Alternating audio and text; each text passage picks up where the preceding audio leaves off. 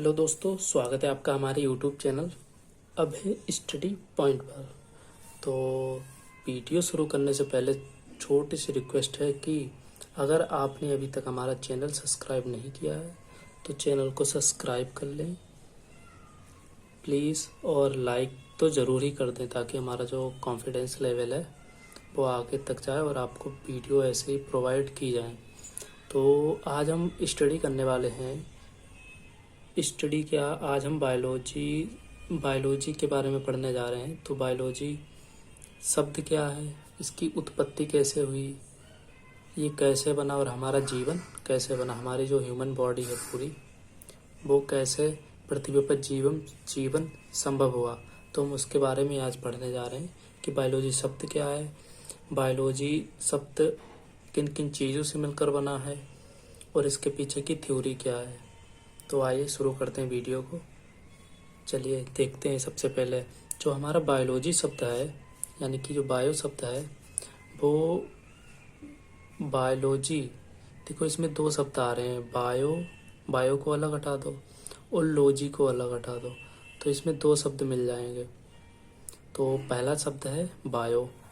जो बायो शब्द है उसका मतलब होता है लिविंग, यानी कि जितनी भी हमारे आसपास जिसमें भी जान है, जो सजीव है उसको हम लिविंग कहते हैं। तो बायो मीन्स होता है लिविंग, और लोगोस यानी कि लॉजी शब्द है उसका मीनिंग होता है लोगोस, जिसका मतलब होता है स्टडी करना, यानी कि जो जीवित प्राणी हैं उसकी स्टडी करना ही बायोलॉजी कहलाती है। आई होप आपको ये छोटी सी डिफिनेशन समझ में आई होगी कि जितने भी हमारे लिविंग ऑर्गन्स होते हैं, लिविंग जीव होते हैं, जो भी हमारी लिविंग चीज़ें होती हैं उनकी जो स्टडी की जाती है वो बायोलॉजी के अंतर्गत की जाती है। तो आई होप आप लोग समझ गए होंगे। जैसा कि नीचे लिखा है कि निर्जीव, यानी कि जो हमारा सबसे पहले पृथ्वी जब ब्रह्मांड नहीं बना था तो सब निर्जीव था, तो निर्जीव से सजीव की उत्पत्ति कैसे हुई, यानी कि जो निर्जीव पदार्थ थे वो सजीव पदार्थों में आए, सजीव बने, जीवों में बने। ठीक है, तो अब हम चलते हैं आगे। जो बिग बैंग थ्योरी की बात कर रहे थे हम शुरुआत में कि बिग बैंग थ्योरी क्या है। तो बिग बैंग थ्योरी है जिसके विस्फोट होने से हमारे ब्रह्मांड की उत्पत्ति हुई, यानी कि जो बिग बैंग थ्योरी थी उसका जो विस्फोट हुआ था तो हमारे ब्रह्मांड की उत्पत्ति हुई थी। ठीक है, तो ब्रह्मांड की उत्पत्ति हुई थी, तो ब्रह्मांड की उत्पत्ति के बाद एक सौरमंडल भी होना चाहिए, तो सौरमंडल का निर्माण हुआ, उसके बाद हमारी पृथ्वी बनी। यानी कि आप देख रहे होंगे सबसे पहले क्या बना, सबसे पहले बना है ब्रह्मांड, बिग बैंग थ्योरी विस्फोट हुआ तो फिर ब्रह्मांड बना, ब्रह्मांड के बाद सौरमंडल बना, सौरमंडल के बाद हमारी पृथ्वी बनी। ठीक है, तो पृथ्वी बनी, तो अब हमें एक ऐसे पृथ्वी बनी तो हमें उस पर जीवन भी ढूंढना था। तो पृथ्वी बनने के बाद जीवन की उत्पत्ति होने लगी। तो अब हम जानेंगे कि जीवन की उत्पत्ति कैसे हुई। तो चलिए चलते हैं आगे। तो जीवन की उत्पत्ति थी, वो जो जीवन की उत्पत्ति थी हमारी पृथ्वी पर वो कैसे हुई। तो जीवन की जो उत्पत्ति हुई थी वो कार्बनिक पदार्थों से हुई थी, यानी कि जो ऑर्गेनिक मैटर होते हैं उनके थ्रू हमारे जो जीवन की उत्पत्ति हुई थी, जिससे हमारी सेल्स बनी थी, जिससे हमारा ऑर्गन्स बने थे, जो लिविंग चीज बनी थी वो हमारी ऑर्गेनिक मैटर से बनी थी। कि पृथ्वी पर सबसे पहले क्या मिला क्या नहीं मिला वो सबसे पहले वही मिला। तो ऑर्गेनिक का मतलब क्या होता है, जिसमें कार्बन पाया जाता हो, जो कार्बन और हाइड्रोजन से मिलकर बना होता है उसको हम ऑर्गेनिक मैटर कहते हैं। आई होप आपको समझ में आ गया होगा कि जो बिग बैंग थ्योरी क्या है। बिग बैंग थ्योरी एक बार रिवाइज करते हैं। बिग बैंग थ्योरी, जब बिग बैंग विस्फोट हुआ था तो ब्रह्मांड की उत्पत्ति हुई, ब्रह्मांड की उत्पत्ति के बाद सौरमंडल का निर्माण हुआ था, सौरमंडल के बाद हमारी पृथ्वी बनी तो उस पर जीवन कैसे बना, तो जीवन की उत्पत्ति होने लगी। और जीवन की उत्पत्ति कैसे हुई, वो जीवन की उत्पत्ति हुई थी कार्बनिक मैटर से, यानी कि ऑर्गेनिक मैटर से हुई थी। तो अब हम देखेंगे कि ऑर्गेनिक मैटर क्या होते हैं, इतनी बात तो आप समझ गए होंगे कि कार्बनिक पदार्थ हैं, कार्बनिक पदार्थों से हमारा जीवन बना। तो लेकिन कार्बनिक पदार्थों में जो कार्बनिक पदार्थ हैं वो कौन से थे जो हमारे जीवन यानी कि सेल्स को बनाने में उपयोगी साबित हुए थे। तो अब हम उनके बारे में पढ़ेंगे। तो जो सबसे पहला है वो है अमीनो एसिड्स। जो हमारे जितने भी अमीनो एसिड्स होते हैं वो बने सबसे पहले, फिर बनी फैटी एसिड्स बने, फैटी एसिड्स के बाद प्यूरिन बनी, प्यूरिन के बाद मैथेन। जो मैथेन है वो भी बहुत इंपॉर्टेंट होता है हमारे शरीर के, और फिर उसके बाद शुगर भी चाहिए था। तो शुगर, इन 5 सबसे पहले ये 5 ऑर्गेनिक मैटर पाए गए थे हमारी जब उत्पत्ति हुई थी पृथ्वी की, या जीवन की उत्पत्ति हुई थी। तो ये 5 मैटर पाए गए थे।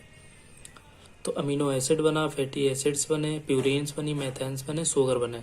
देन उसके बाद इन सबको हम मिला के क्या बोल सकते हैं, इन सबको हम मिला के एक प्रोटोप्लाज्म बोल सकते हैं, यानी कि जीव द्रव्य बोल सकते हैं। यानी कि जब ऑर्गेनिक मैटर आपस में मिले, उनको एक साथ रखा गया, तो हमने देखा कि वो एक झिल्ली टाइप की बन गई थी, तो उसको हम प्रोटोप्लाज्म बोल सकते हैं। तो जो झिल्ली बन गई थी, झिल्ली के बाद क्या बना था, तो अब हम उसके बारे में देखेंगे। प्रोटोप्लाज्म बनने के बाद जो हमारी सेल्स बनी थी, सबसे पहले क्या बनी थी, सेल्स बनी थी, और उसके बाद जीव बने थे। सेल्स से ही हमारा ऑर्गन बनता है, ऑर्गन सिस्टम से पूरा ह्यूमन बॉडी बनती है सेल से। तो यानी कि जो सेल होती है उसकी, जो ह्यूमन बॉडी होती है उसकी सबसे छोटी यूनिट मानी जाती है सेल को, जो कि हम आगे पढ़ेंगे। ठीक है, अब हम बात करते हैं जीव विज्ञान की, जो कि जीव विज्ञान शब्द का प्रयोग किसने किया था। तो अब हम उसके बारे में पढ़ेंगे कि जीव विज्ञान शब्द का प्रयोग किसने किया था। तो जीव विज्ञान शब्द का प्रयोग सर्वप्रथम किसने किया था, लेमार्क और ट्रेविनेरस ने। ट्रेविनेरस ने सन 1802 में सबसे पहले बायोलॉजी शब्द का प्रयोग किया था, और इन्होंने बताया था कि ये 2 भागों में बटा हुआ है। तो सबसे पहला भाग बताया था जंतु विज्ञान, ठीक है, और दूसरा मतलब बताया था वनस्पति विज्ञान। जंतु विज्ञान को हम इंग्लिश में जूलॉजी बोलते हैं, और वनस्पति विज्ञान को इंग्लिश में हम बॉटनी बोलते हैं। आई होप आपको समझ में आ रहा होगा। तो हम आगे बढ़ते हैं। तो लेमार्क और ट्रेविनेरस ने यही बताया था कि बायोलॉजी शब्द, बायोलॉजी है वो 2 चीज़ों से मिलकर बनी है। इसके 2 टाइप, एक तो जूलॉजी हो जाएगा, एक तो बॉटनी। थियोफ्रेस्टस ने बॉटनी हो जाएगी, जो वनस्पति विज्ञान है। तो अब हम बात करेंगे अरस्तु, यानी कि जो बॉटनी है उसके खोजकर्ता और कैसे बनी। तो अरस्तु यानी कि जो जंतु विज्ञान है, जूलॉजी है, उसके फादर कौन है, अरस्तु। इसको फादर ऑफ जूलॉजी भी कहा जाता है। तो जूलॉजी है, उसको जूलॉजी के जनक कहा जाता है, किसको, अरस्तु को। ठीक है, तो अरस्तु ने क्या किया था, अरस्तु ने अपनी एक पुस्तक निकाली थी, उसी में जंतु विज्ञान का वर्णन किया था अच्छे से। तो उस पुस्तक का नाम है हिस्टेरिका एनिमेला। उस पुस्तक का क्या नाम है, हिस्टेरिका एनिमेला, जो कि अरस्तु ने पुस्तक लिखी थी सबसे पहले जंतु विज्ञान के बारे में, जूलॉजी के बारे में। अब हम बात कर लेंगे कि जो हमारे थियोफ्रेस्टस है साइंटिस्ट, थियोफ्रेस्टस ने क्या किया था, थियोफ्रेस्टस ने बॉटनी शब्द प्रयोग किया था। उससे पहले बास्किन शब्द प्रयोग किया, यानी कि जो बॉटनी शब्द था वो बास्किन शब्द से निकला हुआ है। बास्किन का मतलब होता है चरना। चरना से मतलब होता है कि जितने भी हमारे जंतु हैं वो बास्किन यानी कि चरना, जो बॉटनी है, जितने भी हमारे पेड़ पौधे पत्तियां होती हैं उनको चरना। तो यही बताया था थियोफ्रेस्टस ने। और जो इन्होंने अपनी एक बुक निकाली थी थियोफ्रेस्टस ने, उसका नाम था हिस्टेरिका प्लांटेरम। हिस्टेरिका प्लांटेरम इनकी बुक थी, किसकी थी, थियोफ्रेस्टस की, जो कि बॉटनी से है। और इसमें इन्होंने कम से कम 500 प्लांट की स्टडी करके उनके बारे में बताया है डीपली। तो ये थे अरस्तु और थियोफ्रेस्टस के बारे में। और लेमार्क और ट्रेविनेरस ने क्या किया था, अब हम रिवाइज कर लें। जंतु विज्ञान शब्द का प्रयोग सर्वप्रथम किसने किया था, तो लेमार्क और ट्रेविनेरस ने किया था। कब किया था, 1802 में किया था, 1802 में किया था। और लेमार्क और ट्रेविनेरस ने बताया था कि हम बायोलॉजी को 2 भागों में बांट सकते हैं। पहला भाग है जंतु विज्ञान जिसको हम जूलॉजी कहते हैं, दूसरा भाग है वनस्पति विज्ञान जिसको हम बॉटनी कहते हैं। जूलॉजी की खोज किसने की थी? अरस्तु ने की थी। बॉटनी की खोज किसने की थी? थियोफ्रेस्टस ने की थी। और जो अरस्तु ने बताया था, अरस्तु को हम जूलॉजी यानी कि जंतु विज्ञान के पिता कहते हैं, जंतु विज्ञान के पिता कहते हैं। और इन्होंने अपनी एक बुक लिखी थी जंतुओं के बारे में, हिस्टेरिका एनिमेला, जो कि इनकी बुक बहुत ही पॉपुलर है। और थियोफ्रेस्टस ने क्या किया था? थियोफ्रेस्टस ने सबसे पहले बास्किन शब्द उपयोग किया था। बास्किन का हिंदी अर्थ होता है चरना, यानी कि जितने भी हमारे जंतु हैं वो पेड़ पौधों को चरेंगे। और इन्होंने अपनी बुक लिखी थी हिस्टेरिका प्लांटेरम। सो आई होप आपको समझ में आ रहा होगा। और हिस्टेरिया प्लांटेरम में सबसे 500 प्लांट से ज़्यादा स्टडी करी थी थियोफ्रेस्टस ने। तो ये था हमारा आज का टॉपिक। आगे भी है थोड़ा सा, उसको भी समझ लेंगे हम। तो आई होप आपको समझ में आया होगा। तो चलिए चलते हैं आगे। अरस्तु और थियोफ्रेस्टस के बाद अब लीनियस आए थे। तो लीनियस ने क्या बताया था? लीनियस को हम आधुनिक विज्ञान के जनक या पिता कहते हैं, यानी कि जो हमारे आधुनिक विज्ञान है जिसको हम पढ़ते हैं उसको आधुनिक पिता का जनक कहा जाता है। किसको? लीनियस को। ओके, आई होप आपको समझ में आ गया होगा। और जो विटकर थे, विटकर, इन्होंने क्या बताया था? इन्होंने हमारे जो किंगडम है, जगत है पूरा, उसको 5 भागों में डिवाइड कर दिया था। और तो वो कौन कौन से हैं 5 किंगडम? क्लासिफिकेशन उनका किया था विटकर ने, 5 किंगडम ऑफ क्लासिफिकेशन। ओके, तो सबसे पहला है वो है मोनेरा। ठीक है, इन्होंने 5 वर्गीकृत किए थे, याद रखना।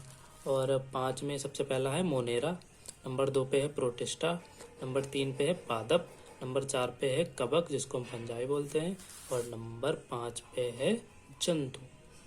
ठीक है, नंबर 1 पे मोनेरा, प्रोटिस्टा, पादप, कवक, जंतु। ये आपको याद रखना है, यही सबसे ज़्यादा पूछे जाते हैं हमारे इंटर लेवल के एग्ज़ाम्स में।